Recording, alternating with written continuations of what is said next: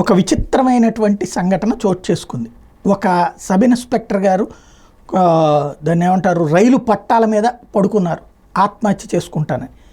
మిగతా పోలీసులందరూ ఎర్రజెండా ఊపి వస్తున్న రైలుని ఆపి ఆయన్ని రక్షించి యువతలు తీసుకొచ్చారు. విషయం ఏంటంటే సబ్ ఇన్స్పెక్టర్ గారి పేరు సచిన్ కుమార్. ఆయన రైల్వే ట్రాక్ మీద ఆత్మహత్యకి ఎందుకు ప్రయత్నించారంటే ఆయన పోలీస్ రైడ్లో 5 బైక్ దొంగల్ని పట్టుకున్నారట. వాళ్ళందరినీ కోర్టులో ప్రొడ్యూస్ చేశారట.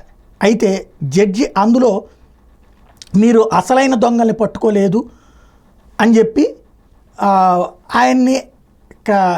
ఆయన మీదనే ఆగ్రహం వ్యక్తం చేశారట. సబ్ ఇన్స్పెక్టర్ అయినటువంటి సచిన్ కుమార్ మీదనే ఆగ్రహం వ్యక్తం చేశారట.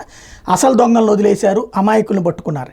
దాంతో కోపగించినటువంటి సబ్ ఇన్స్పెక్టర్ ఆత్మహత్య ప్రయత్నం చేసినటువంటి దృశ్యం, ఆయన్ని తీసుకొచ్చి కాపాడినటువంటి దృశ్యం ఇప్పుడు సోషల్ మీడియాలో వైరల్ అవుతోంది.